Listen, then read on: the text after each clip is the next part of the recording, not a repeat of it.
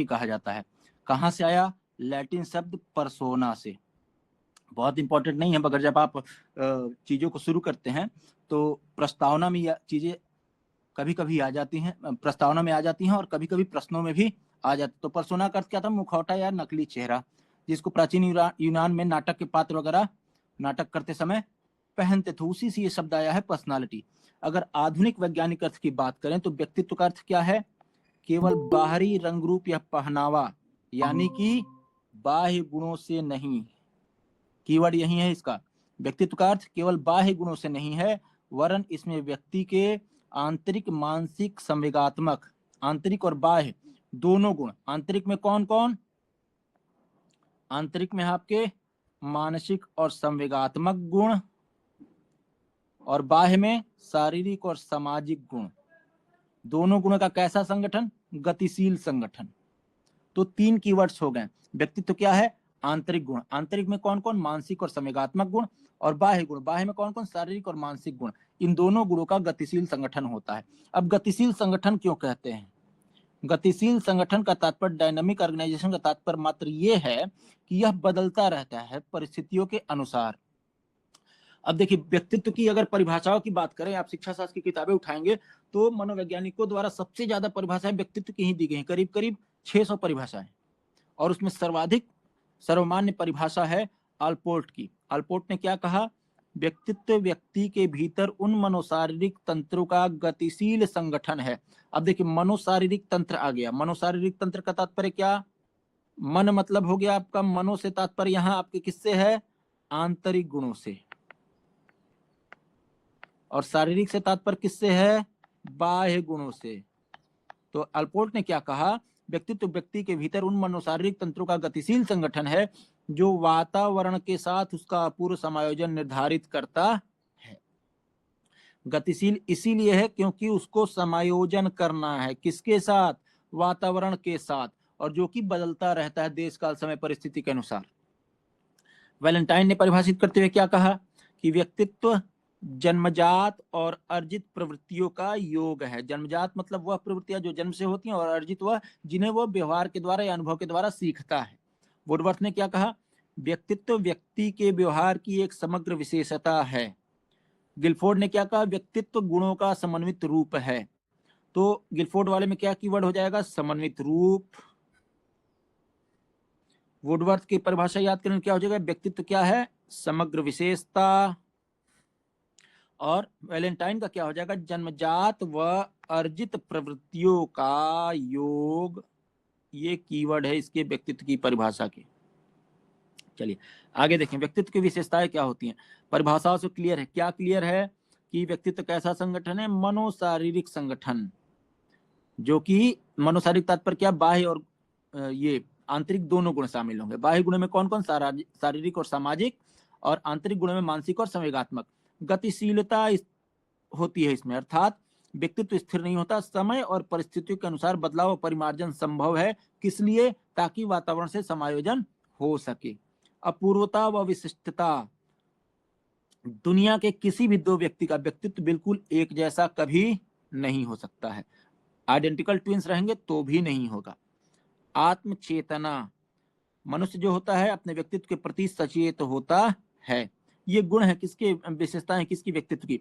वातावरण के साथ समायोजन, एक सुदृढ़ व्यक्तित्व व्यक्ति को परिस्थितियों के साथ बेहतर तालमेल बिठाने में मदद करता है। क्यों? जितना बढ़िया गुण होगा उतना बढ़िया समायोजन होगा, और उतना ही बढ़िया तालमेल वातावरण से, लोगों के साथ होगा उस व्यक्ति का।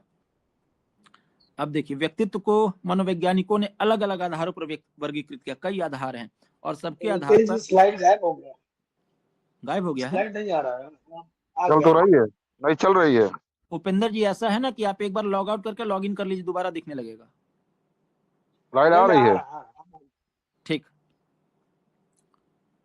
तो मनोवैज्ञानिकों ने व्यक्तित्व को कई प्रकार का बताया और अलग अलग आधारों पर वर्गीकृत किया। जैसे शारीरिक रचना के आधार पर बात करें तो सेल्डन ने जो बताया, 3 बताएं। कौन कौन? गोलाकृतिक। जरा सा इन आकृतियों को ध्यान में देते समय ना अपने आसपास के लोगों पर ध्यान दीजिएगा। गोलाकृतिक, आयताकृतिक, लंबाकृतिक। नाम से क्लियर है। गोलाकृतिक मतलब गोल मटोल, मोटे नाटे गोल मटोल, स्वभाव से आराम पसंद, मिलनसार, भोजन प्रिय, खुश मिजाज। अभी शायद जुड़े नहीं हैं, एक सर है हमारे बलिया के अश्विनी भाई, गोलाकृतिक उनका व्यक्तित्व है और जो जो गुण दिए हैं सब उनमें दिखते हैं। आयताकृतिक, गठीला शरीर, मजबूत मांसपेशियां व हड्डियां, मतलब गठीला मजबूत शरीर रहेगा, स्वभाव से साहसी, महत्वाकांक्षी, आक्रामक और सक्रिय होंगे। जितने भी आपके फाइटर्स होते हैं, योद्धा होते हैं, मिलिट्री मैन होते हैं, देखिएगा मैक्सिमम की व्यक्तित्व आपको मैक्सिमम का ऐसा ही दिखेगा।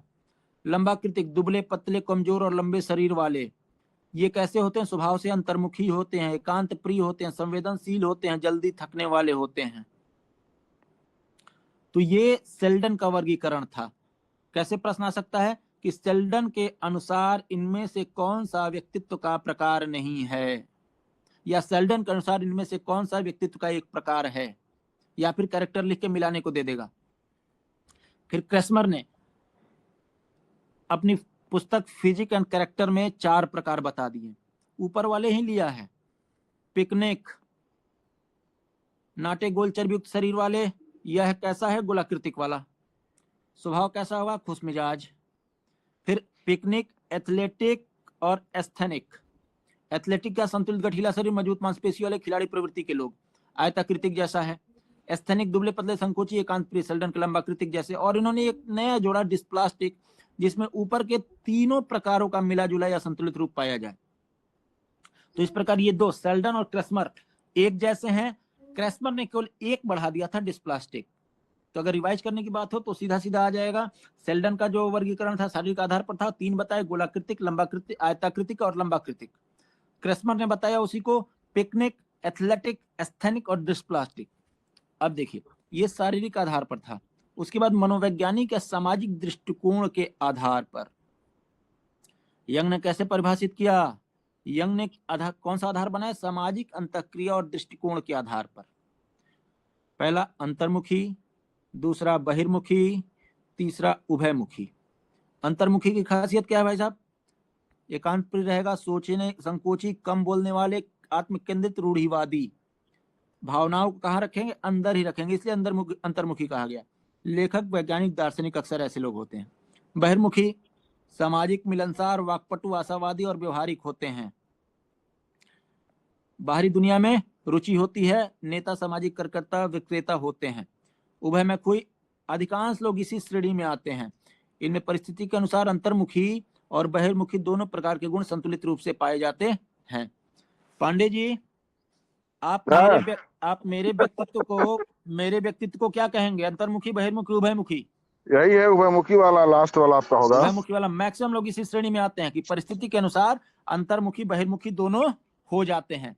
लेकिन हमारे भैया अंतर्मुखी आदमी है। उपेंद्र भैया, हाँ हाँ बस, तो जोड़िए। पांडे जी बहिर्मुखी में आएंगे।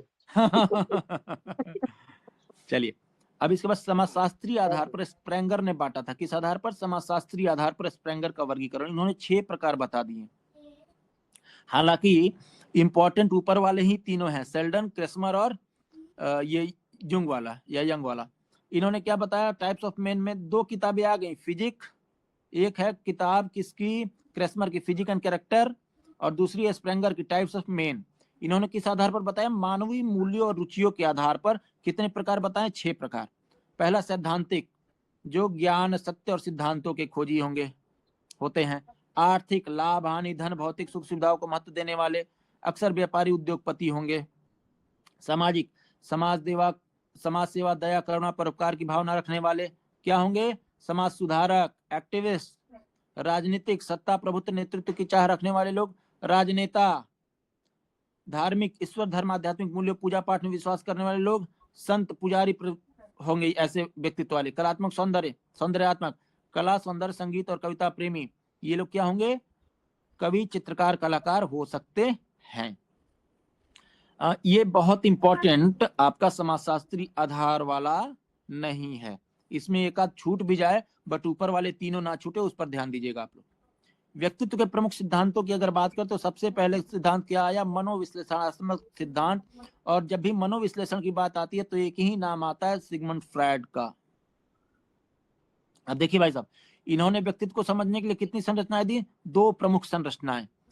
उसमें 2 संरचनाओं में 2 चीजें बताई, एक मन के बारे में जिसमें 3 स्तर बताए, और दूसरा व्यक्तित्व की संरचना के बारे में। मन के बारे में क्या उन्होंने बताया कि मन के 3 स्तर होते हैं। पहला क्या होता है स्तर? चेतन मन, जो कि वर्तमान के विचारों और अनुभूतियों से संबंधित होता है। ध्यान रखेंगे, चेतन मन किससे संबंधित है?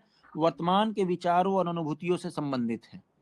अर्धचेतन मन, ऐसा मन का ऐसा स्तर जिसमें बातें याद होते हुए भी अचानक अटक जाती है, भूल जाती हैं, और थोड़ा जोर देने पर याद आ जाती हैं। अचेतन मन, अचेतन मन सबसे ज्यादा प्रभाव डालता है आपके व्यक्तित्व पर। दमित इच्छाओं, कटु अनुभवों और अनैतिक विचारों का भंडार, जो कि आपके मन में कहीं ना कहीं दबा रहता है और पूरे जीवन आपको प्रभावित करता है। तो इस प्रकार मन के 3 स्तर हो गए फ्रायड के अनुसार, चेतन मन, अर्धचेतन मन और अचेतन मन। फिर व्यक्तित्व की संरचना की अगर बात करें तो उन्होंने उसमें भी 3 बताए, इदम, अहम और परा अहम, ईड, ईगो एंड सुपर ईगो। अब देखिए जरा सा, इदम ये क्या है? पूरी तरह अचेतन मन में होता है। अचेतन मन यानी दमित इच्छा वाला पोर्शन ये है। यह केवल और केवल आनंद या सुख के सिद्धांत पर काम करता है। इदम की बात हो रही है।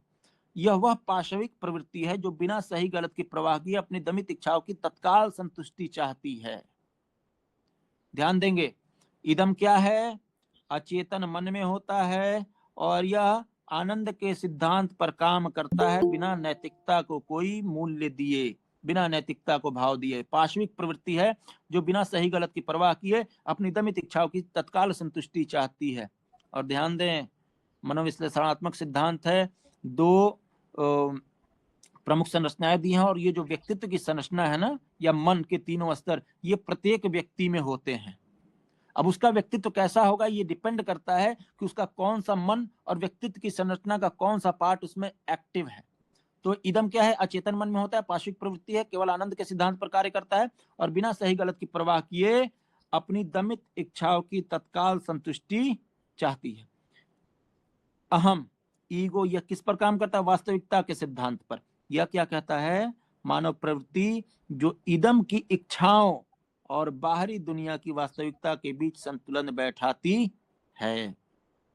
अहम क्या है? वास्तविकता के सिद्धांत पर कार्य करता है, और मानव प्रवृत्ति है जो इदम की इच्छा और बाहरी दुनिया की वास्तविकता के बीच में संतुलन बैठाती है। पराअहम की अगर बात करें तो यह नैतिकता और आदर्श के सिद्धांत पर कार्य करता है। मतलब नैतिकता का सर्वोच्च स्तर इसी में देखने को मिलता है। देवत्व प्रवृत्ति है, क्या बताती है? जो समाज, संस्कार और विवेक के अनुसार केवल सही मार्ग पर चलने की प्रेरणा देती है। अब देखिए एक उदाहरण, एक लड़की अकेली रास्ते पर जा रही है, किसी लड़के ने, व्यक्ति ने उसको देखा, उसके मन में छेड़खानी की इच्छा हुई। यह कौन सा व्यक्तित्व की संरचना है? इदम। क्यों? क्योंकि आनंद का केवल और केवल अपने सुख की चाह कर रहा है, और उसकी जो दमित इच्छाएं हैं उनकी तत्काल संतुष्टि उसकी इच्छा में है। तुरंत उसका मन क्या कहता है कि ना ना ये गलत हो जाएगा, पकड़ लेने पर पुलिस जेल में डाल सकती है। तो ये कहा गया, अब उसका अहम वाला पोर्शन एक्टिव हो गया साहब। और इसी में एक अवस्था ये भी होती है कि वो उस लड़की को देखकर कहता है कि इसी के जैसी बहन बेटी मेरे भी घर पर है, सभी लोग बेटियों का संरक्षण करेंगे तभी बेटियां आगे बढ़ेंगी, पढ़ेंगी, लिखेंगी, समाज में निर्माण में योगदान देंगी। तो ये क्या है? नैतिकता और आदर्श का सिद्धांत है जो सामाजिक संस्कारों और विवेक के अनुसार सही कार्य पर चलने की प्रेरणा दे रहा है, सही मार्ग पर चलने की प्रेरणा दे रहा है। तो ये वाला पोर्शन क्या हो गया? परा अहम। तो प्रश्न इससे सीधा सीधा बहुत कम आते हैं, सीधा प्रश्न आएंगे ऐसे ही उदाहरण देकर। क्लियर है यहां तक पांडे जी?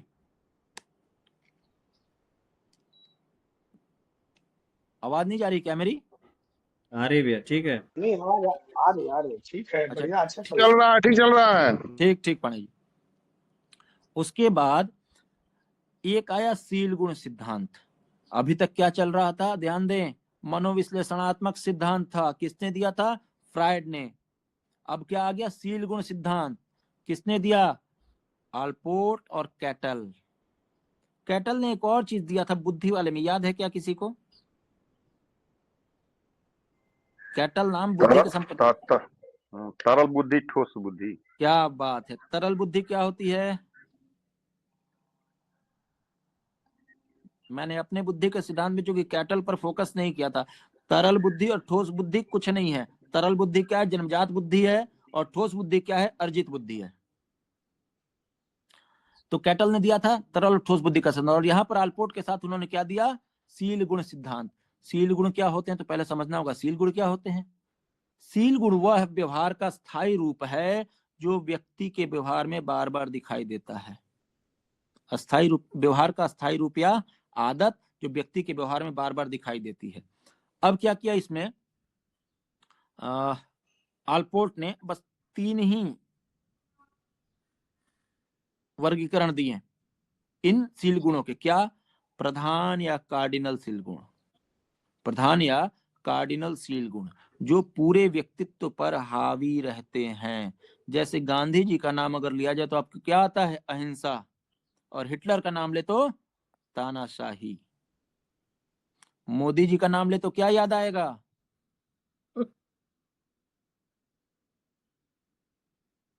बताइए साहब, मोदी जी के व्यक्तित्व का कार्डिनल शील गुण क्या हो सकता है? तानाशाही सब वाला होगा। सबका साथ सबका विकास। मोदी जी को अगर देखें तो आपको एक चीज बस आती है समझ में, नेतृत्व क्षमता। नेतृत्व इसलिए क्योंकि पार्टी को फर्श से अर्श पर ले जाने का काम किया। ये नेतृत्व क्षमता उनके प्रधानशील गुण है, और वह इतनी ज्यादा विकसित हो गई है कि उसमें लोगों को तानाशाही के लक्षण भी दिखने लगे हैं। उसके बाद केंद्रीय शील गुण। केंद्रीय शील गुण मतलब क्या? जो सामान्यतः हर व्यक्ति में पाए जाते हैं, जैसे ईमानदारी, दयालुता। तो पहला क्या? प्रधान कार्डिनल शील गुण जो पूरे व्यक्तित्व पर हावी हो जाता है। केंद्रीय शील गुण क्या? जो सामान्यतः हर व्यक्ति में पाए जाते हैं। गौणशील गुण जो कम महत्वपूर्ण और कभी कभार प्रकट होते हैं, जैसे पहनावे या खान पान की पसंद। तो आल्पोर्ट साहब 3 चीजें उन्होंने बताई, प्रधान, केंद्रीय और गौणशील गुण। अब प्रधान क्या है? जो पूरे व्यक्तित्व पर हावी। केंद्रीय जो सामान्यतः हर व्यक्ति में पाए जाते हैं। और गौण क्या? जो कम महत्वपूर्ण और कभी कभार प्रकट होते हैं। अब कैटल ने इसमें क्या योगदान किया था साहब? उन्होंने क्या किया कि व्यक्तित्व मापन के लिए 16 PF 16 पर्सनालिटी फैक्टर प्रश्नावली का निर्माण किया, जिसके आधार पर बताया जा सके कि इन तीनों गुणों में से कौन सा गुण उस व्यक्ति के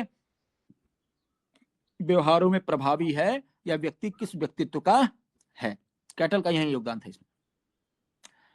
उसके बाद शरीर रचना सिद्धांत किसने दिया? 2 लोगों ने दिया था शरीर के आधार पर वर्गीकरण व्यक्तित्व का, सेल्डन और क्रेस्मर। और इसका विवरण वही है व्यक्तित्व के प्रकार में जो दिया गया है। सेल्डन ने कितने तरह के व्यक्तित्व बताए थे? कौन बताएगा? 3 प्रकार के। कौन कौन? गोलाकृत, आयताकृत और लंबाकृत। लंबा ठीक, हाँ। अब क्रेस्मर वाला कोई दूसरे साथी बता दें। क्रिसमस 4 को बताया। कौन कौन? पिकनिक, हाँ, पिकनिक, एथलेटिक, एथलेटिक, एस्थेनिक और एस्थेनिक और डिस्प्लास्टिक। डिस्प्लास्टिक। चलिए, इसके बाद एक और सिद्धांत इस पर प्रश्न पूछता है। स्क्रीन नहीं आ रहा है आपका। सर अगर स्क्रीन नहीं आ रहा है ना तो जरा सा लॉग आउट करके लॉग इन हो जाए एक बार। क्या है आज दिक्कत कर रहा है? नेटवर्क का इशू होगा। लॉग आउट करके लॉग इन हो जाए। मैं रुका हूं तब तक।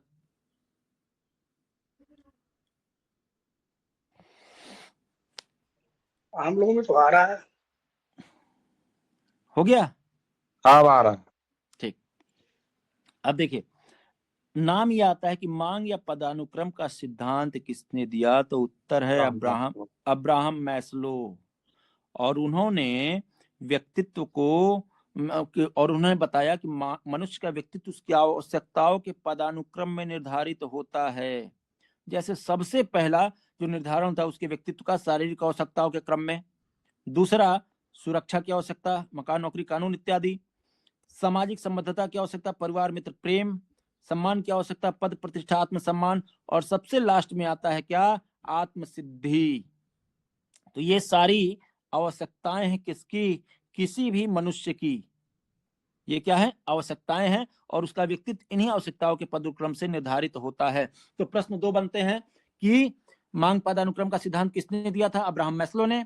दूसरा, व्यक्तित्व का निर्धारण किसके क्रम में किया, किसके आधार पर किया? तो मनुष्य की आवश्यकताओं के पदानुक्रम के आधार पर किया। और कितनी होती है आवश्यकताएं उन्होंने बताई? तो 5: शारीरिक सुरक्षा, सामाजिक समर्थता, सम्मान और आत्मसिद्धि। एक आप लोगों के लिए वो टास्क है, सामाजिक अधिगम का जो सिद्धांत है, ध्यान देंगे, ये सवाल पूछता है इस पर किसने दिया नाम, सीधा सीधा सामाजिक अधिगम सिद्धांत दिया था अल्बर्ट बंडूरा और वाल्टर्स। यूपी टेट में पूछता है ये, बंडूरा का सिद्धांत सामाजिक अधिगम का सिद्धांत है। इन्होंने क्या कहा कि व्यक्ति का व्यक्तित्व दूसरे के व्यवहार को देखकर, अनुकरण करके और अवलोकन के माध्यम से विकसित होता है। उसमें एक प्रयोग था बोबोडॉल प्रयोग, उसके आधार पर इन्होंने टोटल सिद्धांत दिए थे। तो यहाँ बस प्रश्न वही बनता है कि सामाजिक अधिगम सिद्धांत किसने दिया? बंडूरा ने। और व्यक्तित्व जो है कैसे बनता है? तो देखकर, अनुकरण करके और अवलोकन के माध्यम से। आत्म प्रतिबोध या अस्तित्ववादी सिद्धांत किसने दिया? Carl Rogers. आत्म प्रतिबोध का सिद्धांत किसने दिया? कार्ल रोजर्स ने। ये क्या था कि प्रत्येक व्यक्ति अपने बारे में एक धारणा रखता है, जिसे क्या कहते हैं? आत्मधारणा।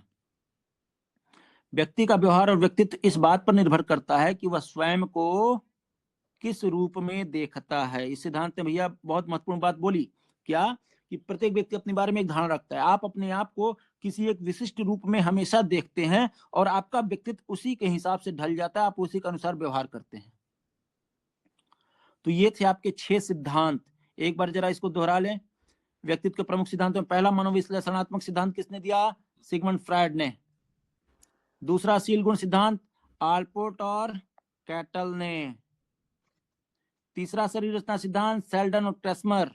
मांग पदानुक्रम का सिद्धांत अब्राहम मैस्लो। सामाजिक अधिगम सिद्धांत अल्बर्ट बंडूरा और वाल्टर्स।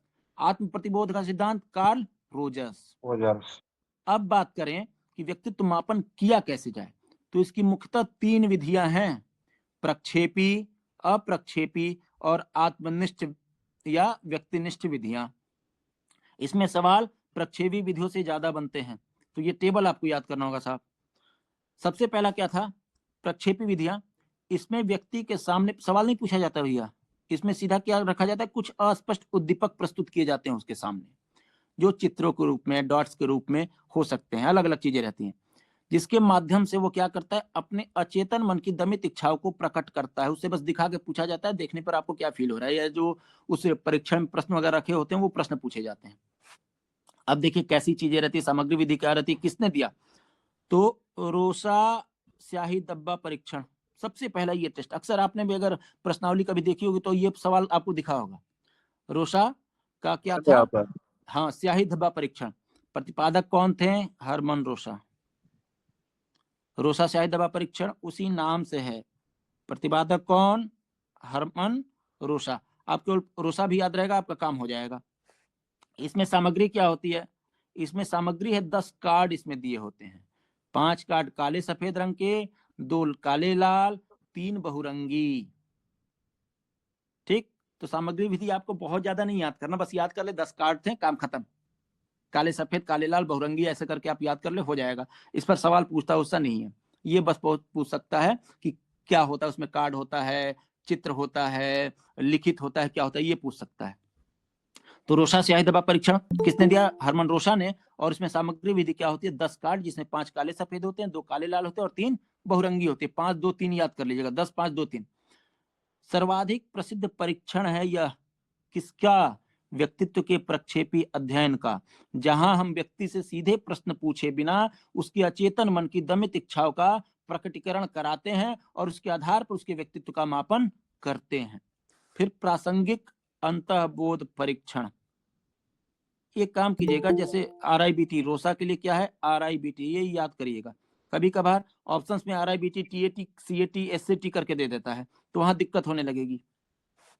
तो रोसा स्याही धब्बा परीक्षण, Rorschach ink blot test, RIBT।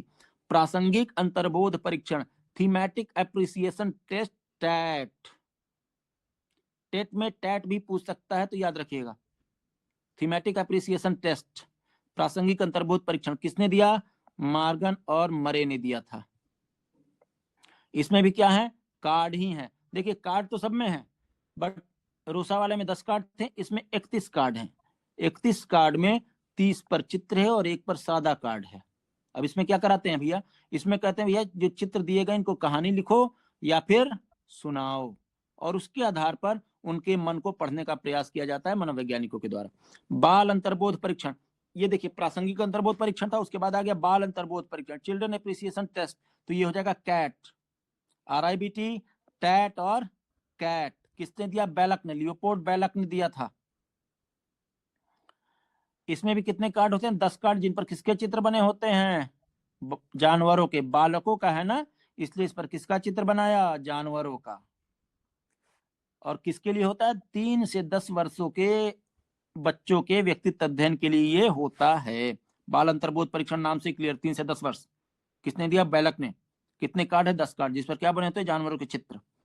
वाक्य कहानी पूर्ति परीक्षण, सेंटेंस और स्टोरी कंप्लीशन टेस्ट, SCT, एक बार पढ़ेंगे तो ये ध्यान आ जाएगा। किसने दिया था, पाइन ने दिया था। अब वाक्य कहानी पूर्ति परीक्षण, तो जाहिर सी बात है इसमें क्या होगा, आपको करना होगा अधूरे वाक्यों और कहानियों को पूरा। और इससे क्या किया जाता है, किसका अध्ययन किया जाता है, अभिवृत्तियों, इच्छाओं एवं भावनाओं का अध्ययन इससे किया जाता है।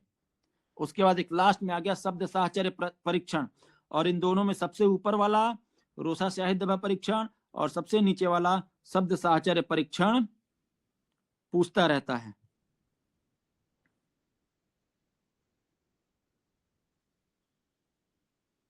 इसमें एक, कार्टन दिया है और युग युग दिया है, तो ये अगर क्वेश्चन आता है शब्द साचर परीक्षण में, हाँ फ्रांसिस गाल्टन और बाद में युग, तो अगर दोनों आ गया तब, किसमें किसमें भैया, शब्द साचर परीक्षण वाले में, वर्ल्ड असेस टेस्ट, WAT। नहीं नहीं, अगर दोनों, तो पहला तो दोनों आएगा नहीं, पहली बात, ठीक ना। गाल्टन ने दिया, ठीक है, युंग ने क्या किया और डेवलप किया, बस।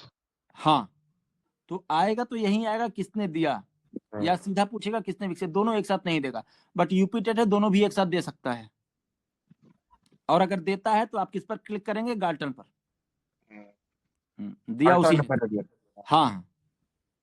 इसमें क्या शब्द साहचर्य का परीक्षण है, तो दिए गए शब्द के उत्तर में पहला आने वाला शब्द आपको बताना होता है। इसमें आप क्या कर रहे हैं, अवचेतन विचारों और भावनाओं की पहचान कर रहे हैं। अब देखिए जरा से इस पर फोकस करेंगे ना, तो आपको सारी चीजें क्लियर हो जाएंगी, बस आपको प्रतिपादक याद करना होगा। रोसा स्याही दबा परीक्षण क्या दे रहा है, कार्ड दे रहा है, कितने कार्ड, 10 कार्ड, 5 जो है काले सफेद है, 2 आपके काले लाल है, 3 बहुरंगी है। और इसके बारे में विशेष तथ्य क्या है कि सर्वाधिक प्रसिद्ध परीक्षण यही है। फिर प्रासंगिक अंतर्बोध परीक्षण, टैट, मार्गन मरिंदिया, 31 कार्ड इसमें है, 30 पर चित्र है और 1 सादा है। और जब चित्र आ जाएगा तो उसमें चित्र देखकर कहानी लिखने सुनाने को कहा जाएगा। बाल अंतर्बोध परीक्षण, 10 कार्ड होंगे, जानवरों के चित्र बने हैं, तो उस पर किसके लिए है, 3 से 10 वर्ष के बालकों के लिए। वाक्य कहानी पूर्ति परीक्षण, इसका उद्देश्य नाम से ही क्लियर है, उसकी कार्यविधि कि आपको क्या करना है, आपको कहानियां सुनानी है, वाक्य पूरा करना है। और इन दोनों में आप क्या कह सकते हो, अभिवृत्तियों, इच्छाओं और भावनाओं का अध्ययन या अचेतन विचारों भावनाओं की पहचान, इन सबके उद्देश्य में ये चीज आ सकती है। शब्द साहचर्य, शब्दों को पूरा करना या उसके पहला आने वाला शब्द बताना। तो ये थी आपकी 5 वो प्रक्षेपी विधियां जिनके द्वारा आप व्यक्ति के सामने, बालक के सामने स्पष्ट उद्दीपक प्रस्तुत करते हैं और उसके अचेतन मन की दमित इच्छाओं का अध्ययन करने का प्रयास करते हैं। RIBT, टैट, कैट, SCT, वैट। आगे अब जरा देख लें कुछ। ये 5 व्यक्तित्व परीक्षण कितने, 5 है ना, 1 2 3 4। प्रक्षेपी विधियां ना, हाँ। हाँ 5 हैं। अच्छा। एक एक मिनट जरा सा,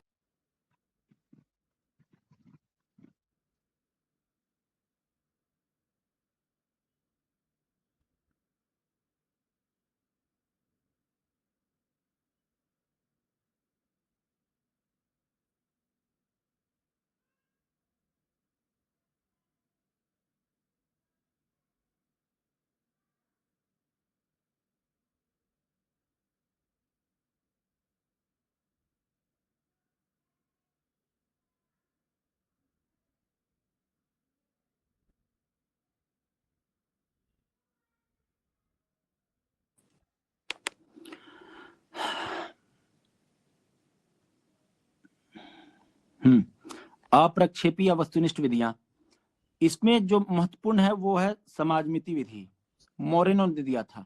इसमें क्या आप कर रहे हो, व्यक्ति के सामाजिक संबंधों और लोकप्रियता का पता लगाया जाता है, कितने लोगों से उसके संबंध और कितना ज्यादा वो क्या है, लोकप्रिय है। तो समाजमिति विधि अप्रक्षेपी या वस्तुनिष्ठ विधि में सर्वाधिक महत्वपूर्ण है। उसके बाद निरीक्षण और अवलोकन विधि, व्यवहार देखकर आप उसका मूल्यांकन करते हैं प्रत्यक्ष रूप से। क्रम निर्धारण मान या निर्धारण मापनी थर्स्टन ने दिया था, और किसी भी गुण की तीव्रता का मापन इससे किया जाता है। तो इसमें दो आपको याद करना है प्रक्षेपी विधियों में, समाजमिति मोरेनो ने दिया और क्रम निर्धारण मापनी थर्स्टन ने दिया। निष्पादन परीक्षण कि वास्तविक परिस्थितियों में कैसे कार्य कर रहा है उस ढंग का परीक्षण किया जाता है।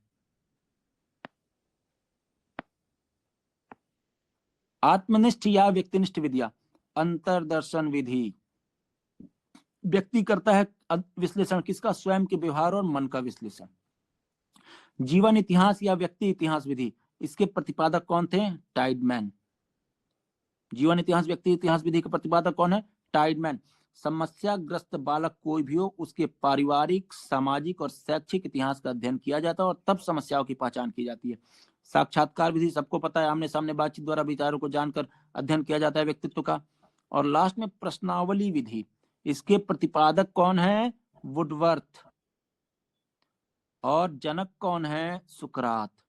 किसे प्रश्नों की सूची देखकर उत्तर हाँ या ना में मांगे जाते हैं।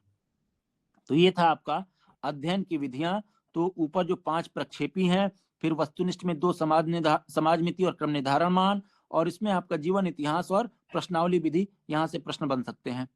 व्यक्तित्व को प्रभावित करने वाले कारक, व्यक्तित्व को प्रभावित करने वाले कारकों की बात करें तो 2 ही प्रमुख कारक है। पहला क्या, आनुवंशिकता और वातावरण। व्यक्तित्व क्या होगा, आनुवंशिकता और वातावरण के बीच की अंतःक्रिया का परिणाम होता है। अब कौन से जैविक आनुवंशिक कारक हैं भाई साहब, तो वो है शारीरिक बनावट, रंग रूप और स्वास्थ्य, अंतःस्रावी ग्रंथियां, बुद्धि और तंत्रिका तंत्र। पर्यावरणीय और वातावरणीय कारकों की बात करें तो वो है पारिवारिक कारण, विद्यालय, सामाजिक और सांस्कृतिक कारक, जो व्यक्ति के व्यक्तित्व को प्रभावित करते हैं। तो ये था आपका एक डिस्क्रिप्शन किसके बारे में, व्यक्तित्व के बारे में, और उस पर जो प्रश्न बन सकते हैं उनके बारे में। चलिए अब अगला देख लिया जाए। ठीक था ना, इसमें कोई कंफ्यूजन किसी चीज में? नहीं, सही जा रहा है। चलिए ठीक।